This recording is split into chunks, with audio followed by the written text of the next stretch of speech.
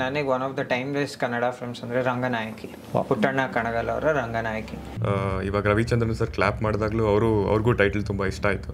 ನನಗೆ first day ಒಂದಿನ support ಟೀಮ್ಗೆ. ಅದು ಬಂದು ಸಿನಿಮಾ ಎಲ್ಲ ನೋಡಿ ಮನೆ ಕರೆಸಿ ನಮ್ಮ ಅಷ್ಟು ಜನಕ್ಕೂ ಗೀತಕ್ಕ ಅವರೇ ಕೇಕ್ ಮಾಡಿದ್ರು, ಮಫಿನ್ಸ್ ಪ್ರೆಸ್ ಎಲ್ಲ ಕರೆಸಿ ನೀಟಾಗಿ ಮಾತಾಡಿ ತುಂಬ ಸಪೋರ್ಟ್ ಮಾಡಿದ್ರು. ಅಣ್ಣ ಸಪೋರ್ಟ್ ಸಿಗ್ಬೋದು ನಮ್ಮ ಇಂಡಸ್ಟ್ರಿಯಿಂದ ಅಂತ.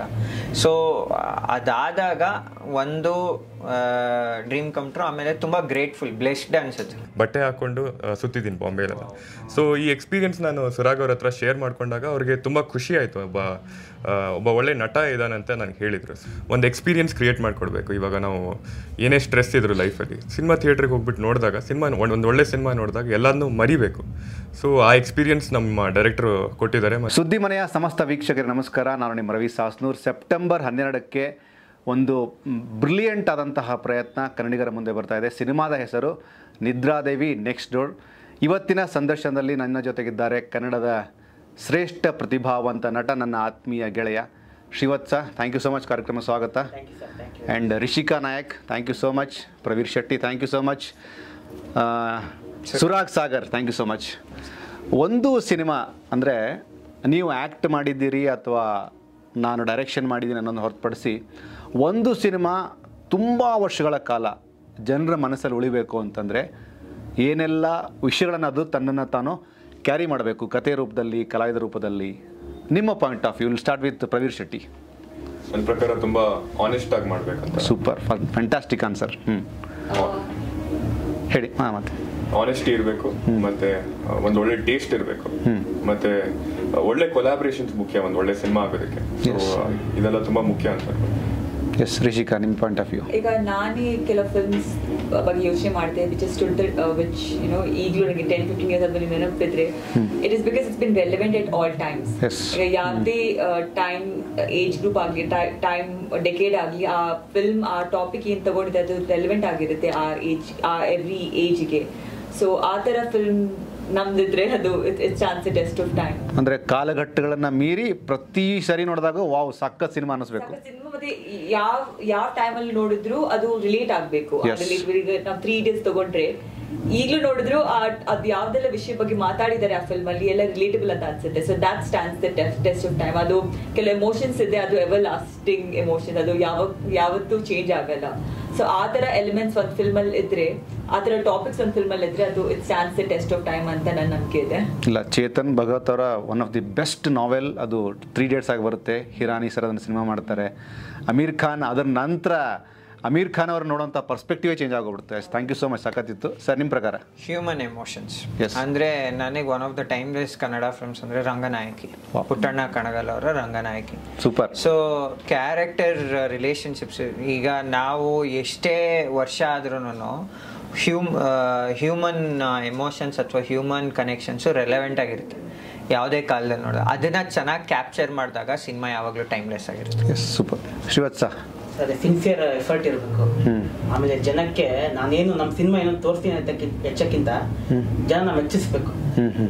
ತೋರಿಸಿ ಹಿಂಗೂ ಮಾಡಿದೀವಿ ಅಂತಲ್ಲ, ನಾವು ಮೆಚ್ಚಿಸೋ ಅಂತ ಕೆಲಸ ಮಾಡೋದು, ಅದು ತುಂಬ ಸಿನ್ಸಿಯರ್ ಆಗಿರ್ಬೇಕು. ಎಸ್.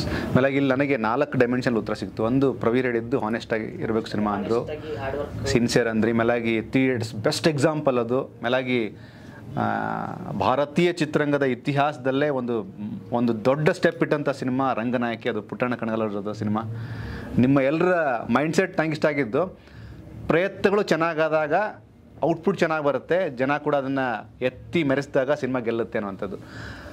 ಪ್ರವೀರ್, ಅಂದರೆ ನೀವು ಸಿನಿಮಾಗಳನ್ನು ಮಾಡಿದ್ರಿ, ಬಟ್ ನಿಮ್ಮ ಸಿನಿಗ್ರಾಫಿಗೆ ನಿದ್ರಾದೇವಿ ಅನ್ನೋಂಥದ್ದು ಎಷ್ಟು ಮೇಜರ್ ರೋಲ್ ಪ್ಲೇ ಮಾಡುತ್ತೆ as an actor? Very important role sir. ಅಂದರೆ ಈ ಸಿನಿಮಾ ಒಪ್ಕೊಬೇಕಾದ್ರೆ ನನ್ನನ್ನು ಅವ್ರು ಹೇಳಿದ ಟೈಟಲ್ ನಂಗೆ ತುಂಬ ಇಷ್ಟ ಆಗಿತ್ತು. ಇವಾಗ ರವಿಚಂದ್ರನ್ ಸರ್ ಕ್ಲಾಪ್ ಮಾಡಿದಾಗಲೂ ಅವ್ರಿಗೂ ಟೈಟಲ್ ತುಂಬ ಇಷ್ಟ ಆಯಿತು. ಎಲ್ಲರಿಗೂ ಹೊಲಿಸ್ಟಿಕ್ಲಿ ಟೈಟಲ್ ತುಂಬ ಇಷ್ಟ ಆಗಿದೆ. ಮತ್ತು ಸ್ಟೋರಿನೂ ತುಂಬ ಎಮೋಷನ್ಸ್ ಅಂತ ಹೇಳಿದ್ರಲ್ಲ, ಹ್ಯೂಮನ್ ಎಮೋಷನ್ಸ್, ಅದನ್ನ ತುಂಬ ಡೀಟೇಲಿಂಗ್ ಆಗಿ ತುಂಬ ಅಚ್ಚುಕಟ್ಟಾಗಿ ಹೇಳಿದ್ದಾರೆ ಎಮೋಷನ್ಸ್ನ. ನೀವು ಸಿನಿಮಾ ನೋಡಿದಾಗ, ನೀವು ಸಿನಿಮಾ ಥಿಯೇಟ್ರಿಂದ ಆಚೆ ಬಂದಾಗ ಸಿನಿಮಾದ ಎಸೆನ್ಸ್ ಕ್ಯಾರಿ ಮಾಡ್ತೀರಾ. That is very important. ಯಾಕಂದರೆ ನನಗೆ ಪರ್ಸ್ನಲಿ ಸಿನಿಮಾ ಬೋಧನೆ ಆಗಬಾರ್ದು, ಒಂದು ಎಕ್ಸ್ಪೀರಿಯನ್ಸ್ ಕ್ರಿಯೇಟ್ ಮಾಡಿಕೊಡ್ಬೇಕು. ಇವಾಗ ನಾವು ಏನೇ ಸ್ಟ್ರೆಸ್ ಇದ್ರು ಲೈಫಲ್ಲಿ ಸಿನಿಮಾ ಥಿಯೇಟ್ರಿಗೆ ಹೋಗ್ಬಿಟ್ಟು ನೋಡಿದಾಗ ಒಂದು ಒಳ್ಳೆ ಸಿನಿಮಾ ನೋಡಿದಾಗ ಎಲ್ಲದನ್ನೂ ಮರಿಬೇಕು. ಸೊ ಆ ಎಕ್ಸ್ಪೀರಿಯನ್ಸ್ ನಮ್ಮ ಡೈರೆಕ್ಟ್ರು ಕೊಟ್ಟಿದ್ದಾರೆ. ಮತ್ತು ನಮ್ಮ ಕೋ ಆ್ಯಕ್ಟರ್ಸ್ ಶೈನ್ ಅವರಾಗಿರಲಿ, ಇಲ್ಲ ರಿಷಿಕಾ ಅವರಾಗಿರಲಿ, ಸುಧಾರಾಣಿ ಮ್ಯಾಮ್ ಅವರಾಗಿರಲಿ, ಶ್ರುತಿ ಹರಿಹರನ್ ಅವರಾಗಿರಲಿ, ಎಲ್ಲ ಆನೆಸ್ಟಿಯಿಂದ ಕೆಲಸ ಮಾಡಿದ್ದಾರೆ. ಸೊ ಅವ್ರ ಜೊತೆ ಕೆಲಸ ಮಾಡಿರೋದೇ ನನಗೆ ತುಂಬ ಖುಷಿ ಅನಿಸುತ್ತೆ. ನಿಮ್ಮ ಮಾತಲ್ಲಿ ಹ್ಯಾಟ್ರಿಕ್ ಶಿವರಾಜ್ ಕುಮಾರ್ ಅವ್ರದ್ದೊಂದು ಪಾಯಿಂಟ್ ಅಂದರೆ ತುಂಬ ಕಡೆ ಹೇಳಿದ್ದಾರೆ ಅವರು, ಸಿನಿಮಾ ಕಾಂಟೆಂಟ್ ಓರಿಯೆಂಟೆಡ್ಡು ಜನಗಳನ್ನು ಪಿಚ್ ಮಾಡೋದು ಒಂದು ಲೇಯರು, ಎರಡನೇದ್ದು ಅದು ಜನಗಳಿಗೆ ಬೋಧನೆ ಕೂಡ ಆಗಿರಬಾರ್ದು ಅಂತಂದ್ರಿ. ಅಂದರೆ ದುಡ್ಡು ಕೊಡೋನಿಗೆ ಅದು ಏನೋ ವಾಪಸ್ ಸಿಕ್ತು ಅಂತ ಅನ್ನಿಸ್ಬೇಕು ಅಲ್ವಾ? ಈ ಪಾಯಿಂಟ್ ಹೇಗೆ ಕನೆಕ್ಟ್ ಆಗುತ್ತೆ ಪ್ರವೀರ್ಗೆ ಶಿವಣ್ಣನ ಮಾತು? 100% ತುಂಬ ರೆಲೆವೆಂಟ್ ಅನಿಸುತ್ತೆ. ಶಿವಣ್ಣ ಹೇಳಿರೋ ಮಾತು 100ಕ್ಕೆ 100 ಸತ್ಯ.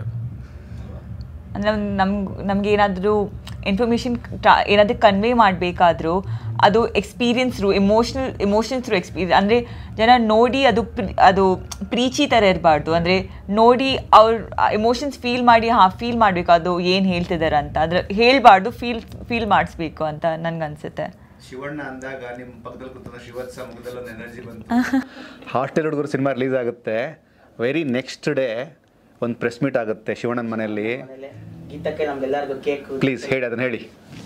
ಶಿವಣ್ಣನ ಫಸ್ಟ್ ಡೇ ಒಂದಿಂದನೂ ಸಪೋರ್ಟು ಟೀಮ್ಗೆ. ಅದು ಬಂದು ಸಿನಿಮಾ ಎಲ್ಲ ನೋಡಿ ಮನೆ ಕರೆಸಿ ನಮ್ಮ ಅಷ್ಟು ಜನಕ್ಕೂ ಗೀತಕ್ಕ ಅವರೇ ಕೇಕ್ ಮಾಡಿದ್ರು, ಮಫಿನ್ಸ್ ಪ್ರೆಸ್ ಎಲ್ಲ ಕರೆಸಿ ನೀಟಾಗಿ ಮಾತಾಡಿ ತುಂಬಾ ಸಪೋರ್ಟ್ ಮಾಡಿದ್ರು ಅಣ್ಣ.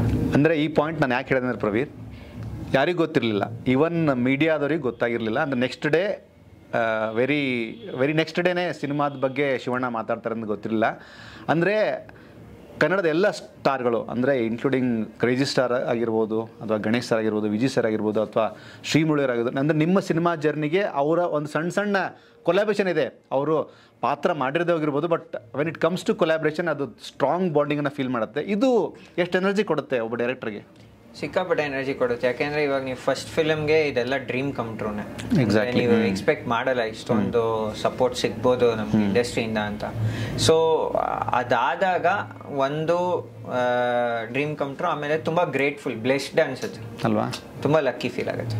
ಆಮೇಲೆ ಅಪ್ಪೂರ್ಣ ಪ್ರತಿ ಸರಿ ಹೇಳೋರು, ನನ್ನ ಸಿನಿಮಾಗೆ ಕ್ರೇಜಿ ಸ್ಟಾರ್ ಕ್ಲಾಪ್ ಮಾಡಿದ್ರೆ ಅದೊಂದು ಸೆಲೆಬ್ರೇಷನ್ ಮೋಡೇ ಬೇರೆ ಅನ್ನುವಂಥದ್ದು.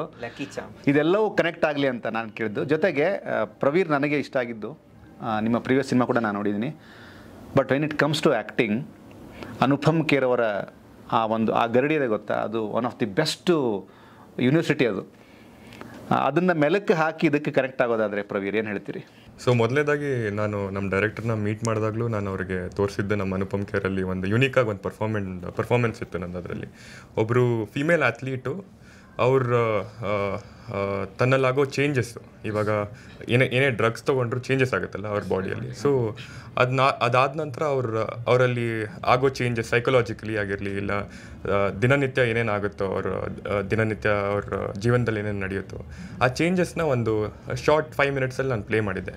ಸೊ ಅದು ಸುರಾಗ್ ಅವ್ರಿಗೆ ಇಟ್ ವಾಸ್ ವೆರಿ ಚಾಲೆಂಜಿಂಗ್. ಅಂದರೆ ಬಾಂಬೆಯಲ್ಲಿ ನಾನು ಆ ಕ್ಯಾರೆಕ್ಟರ್ಗೋಸ್ಕರ ನಾನು ಒಂದು ಫೀಮೇಲ್ ಅಥ್ಲೀಟ್ ಆಗಿ ಬಟ್ಟೆ ಹಾಕ್ಕೊಂಡು ಸುತ್ತಿದ್ದೀನಿ ಬಾಂಬೆಲೆಲ್ಲ. ಸೊ ಈ ಎಕ್ಸ್ಪೀರಿಯನ್ಸ್ ನಾನು ಸುರಾಗ್ ಅವ್ರ ಹತ್ರ ಶೇರ್ ಮಾಡ್ಕೊಂಡಾಗ ಅವ್ರಿಗೆ ತುಂಬ ಖುಷಿ ಆಯಿತು. ಒಬ್ಬ ಒಳ್ಳೆ ನಟ ಇದ್ದಾನಂತ ನನಗೆ ಹೇಳಿದರು. ಸೊ ಅದಾದ ನಂತರ ಅವ್ರು ಸ್ಟೋರಿ ಪಿಚ್ ಮಾಡಿದಾಗ ನನಗೆ ತುಂಬ ಇಷ್ಟ ಆಯಿತು. ಅಂದರೆ ಆ ಪರ್ಫಾರ್ಮೆನ್ಸ್ಗೆ ಸ್ಕೋಪ್ ಆಗಿರಲಿ ನನಗೆ ತುಂಬ ಕಂಡು ಬಂತು. ಸೊ ನಾನು ಇಮಿಡಿಯೇಟಾಗಿ ಎಕ್ಸೆಪ್ಟ್ ಮಾಡಿದೆ. ತುಂಬ ಜನ ನಾನು ಅಂದರೆ 100 ಜನ ಮಾತಾಡುವಾಗ ಅನುಪಮ್ ಖೇರ್ ಅವರ ಇನ್ಸ್ಟಿಟ್ಯೂಟ್ಗೆ ಹೋಗೋದು ಅಷ್ಟು ಈಸಿ ಅಲ್ಲ. ಅಂದರೆ ದುಡ್ಡು ಅನ್ನೋದನ್ನು ಹೊರತುಪಡಿಸಿ ಆ ಒಂದು ಪ್ಯಾಷನ್ನು, ಆ ಒಂದು ಇಂಟೆನ್ಸಿಟಿ ಇದ್ದಾಗಲೇ ಮಾತ್ರ ಒಬ್ಬ ಕಲಾವಿದ ಒಬ್ಬ ಒಳ್ಳೆಯ ಕಲಾವಿದನಾಗಿ ಆಚೆ ಬರ್ತಾನೆ. ಇತ್ತೀಚೆಗೆ ಭಾಳಷ್ಟು ಸಿನಿಮಾಗಳಲ್ಲಿ ಶ್ರೀವತ್ಸ ನೀವು ಕಾಣಿಸ್ಕೊತೀರಿ. ಇದು ನನಗೆ ಪರ್ಸ್ನಲಿ ಭಾಳ ಖುಷಿ. ಯಾಕಂದರೆ ಒಂದಷ್ಟು ಜನ ನಮ್ಗೆ ಅವಕಾಶ ಸಿಗಲಿಲ್ಲ ಅನ್ನುವಂತಹ ಟೈಮಲ್ಲಿ ನನ್ನ ಆ್ಯಕ್ಟಿಂಗ್ ಸ್ಕಿಲ್ಗೆ ಜನ ನನ್ನನ್ನು ನೋಡ್ತಿದ್ದಾರೆ, ಇಂಡಸ್ಟ್ರಿ ನನ್ನ ಗುರುತಿಸ್ತಿದೆ. ಈ ಪಾಯಿಂಟ್ ಆಫ್ ವ್ಯೂ ಕನೆಕ್ಟಿವಿಟಿನ ಹೇಗೆ ಫೀಲ್ ಮಾಡ್ತಾರೆ ಶ್ರೀವತ್ಸ? ತುಂಬ ಖುಷಿ ಆಗುತ್ತೆ ಸರ್. ಅಂದರೆ ತುಂಬ ಸಿನಿಮಾಗಳು ಮಾಡಿದ್ದೀನಿ ಚಿಕ್ಕ ರೋಲು, ಬಟ್ ಅದು ಆ ಡೈರೆಕ್ಟ್ರು ಪ್ರೊಡಕ್ಷನ್ ಹೌಸಿಂದಿಲ್ಲ, ನಾನಾಗಿ ಮಾಡ್ತಾಯಿದ್ದೆ ಅಷ್ಟೇ. ಬಟ್ ಇವಾಗ ತುಂಬ ಚೆನ್ನಾಗಿ ಡೈರೆಕ್ಟರ್ಗಳು ಚೆನ್ನಾಗಿ ಮಾತಾಡಿಸ್ತಾರೆ. ಆಮೇಲೆ ನನಗೋಸ್ಕರ ಕ್ಯಾರೆಕ್ಟರ್ ಬರೀತಾರೆ, ಬರಿಬೇಕಾದ್ರೆ ನೆನೆಸ್ಕೋತಾರೆ, ಬರ್ದಾದ್ಮೇಲೆ ನೆನೆಸ್ಕೋತಾರೆ. ಅದು ಭಾಳ ಖುಷಿ ಕೊಡುತ್ತೆ. ಆಮೇಲೆ ಅಷ್ಟೇ ಜನ ಇಷ್ಟಪಡ್ತಿದಾರಲ್ಲ, ಅಲ್ಟಿಮೇಟ್ ತುಂಬ ಚೆನ್ನಾಗಿ ಎಂಟರ್ಟೈನ್ ಮಾಡಬೇಕು ಅವ್ರನ್ನ. ಅವ್ರು ಖುಷಿ ಪಡ್ತಿರಲ್ಲ, ಅದು ನನಗೆ ಇನ್ನೂ ಜಾಸ್ತಿ ಎನರ್ಜಿ ಕೊಡುತ್ತೆ ಕೆಲಸ ಮಾಡೋಕ್ಕೆ. ತುಂಬ ಚೆನ್ನಾಗಿದೆ, ಲೈನಪ್ಸ್ ಚೆನ್ನಾಗಿದೆ, ಪ್ರೀವಿಯಸ್ ಸಿನಿಮಾ ಚೆನ್ನಾಗಿದೆ. ಇಂಟರ್ವ್ಯೂ ಮಾಡೋ ನಮಗೆ ಖುಷಿ ಆಗೋದು ಯಾವಾಗ ಗೊತ್ತಾ, ಲೈನಪ್ ಚೆನ್ನಾಗಿದೆ ಅಂತಂದಾಗ ಇಟ್ಸ್ ಅಬೌಟ್ ಒಂದು ಸ್ಟ್ರಾಂಗ್ ಗಟ್ಸ್ ಫೀಲ್ ಅಲ್ವಾ, ಪ್ರತಿಯೊಬ್ಬ ಕಲಾವಿದನೇ ಅದು ಆಗಬೇಕು.